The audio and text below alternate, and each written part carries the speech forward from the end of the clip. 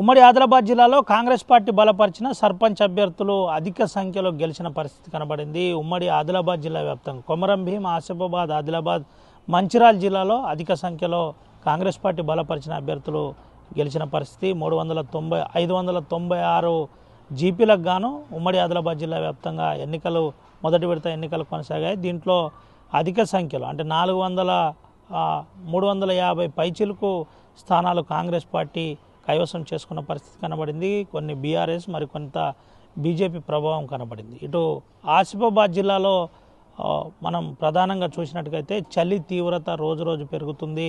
గిన్నెదరి ప్రాంతంలో, తిర్యాని మండలం గిన్నెదరి ప్రాంతంలో -డిగ్రీల పడిపోతున్న పరిస్థితి కనబడుతుంది. 5 డిగ్రీల సెల్సియస్ గరిష్ట ఉష్ణోగ్రత నమోదైంది. రోజు రోజుకు ఏజెన్సీలో ఉష్ణోగ్రతలు పడిపోతున్న పరిస్థితి. అత్యవసరం ఉంటే తప్ప బయటికి వెళ్ళాలని అధికారులు చెబుతున్న పరిస్థితి కనబడుతుంది. అప్రమత్తంగా ఉండాలి, జాగ్రత్త పడాలని అధికారులు చెబుతున్నారు.